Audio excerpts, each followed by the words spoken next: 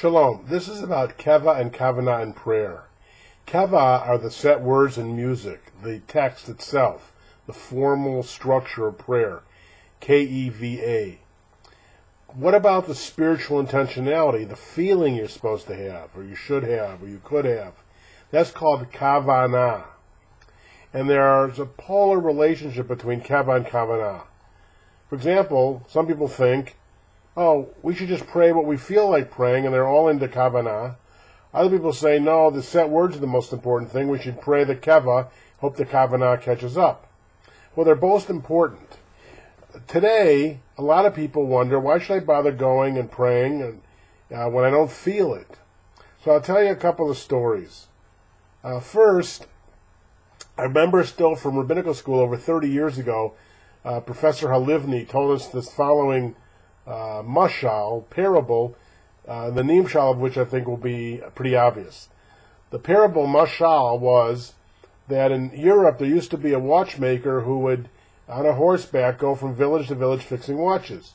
And when he left the village, if anybody's watch broke, half the people would put it in a drawer, figuring, what's the good? I'm not going to wind it until he comes back. The other half said, no, I'm going to keep winding it, even though it won't tell the right time. I think it's probably better for the watch to keep winding it. When the watchmaker would return, he'd say, the watches the people continued to wind, even though they were not working perfectly or they were broken, those watches I can fix. But the watches I put in a drawer, people put in a drawer waiting for me, those watches have got rusted and they can't be fixed. He was trying to say that you should pray even when you don't feel like praying, because eventually you'll feel like praying, and there'll be moments of powerful prayer. So various movements have gone in different directions, experimenting with keva over kavanah.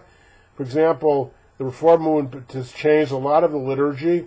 They've gotten rid of a lot of the structure of the traditional service. For example, Friday night services now are a lot of stringing together Debbie Friedman tunes without a lot of the traditional keva. And I bet you most people there don't know what the structure of the traditional service is. Whereas people complain when they go to an Orthodox synagogue, it's so keva.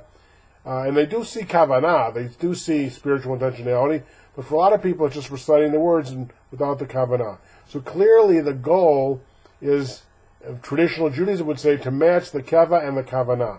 But I wanted to introduce those concepts to you, because knowing those concepts I think will help when you're reflecting about the meaning of prayer, the meaning of Jewish prayer, and how you balance the set text versus the spiritual intentionality, the kavanah.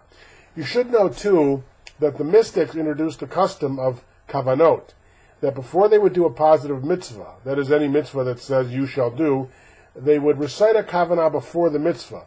And the introductory words of it are, Hineni muchanim zuman l'kayim mitzvah aseh. Hineni, here I am, muchan, ready, umzuman, in a timely fashion, l'kayim, to fulfill mitzvah aseh, the mitzvah, a positive mitzvah, and here it is. For example, before the Birkat Hamazon, grace after meals, they would sing, Hineni muchanim zuman, Hineni muchanim zuman, Hineni muchanim zuman, l'kayim mitzvah aseh. Shekbo katu bato, that so was written in the Torah, and then they would list the mitzvah. And because they would say you need to have the spiritual intentionality before the mitzvah. Other people say just do the mitzvah, say the bracha, do the mitzvah, but having mindfulness, spiritual mindfulness, is important, and that was one of the mystics' ways of addressing it. Shalom.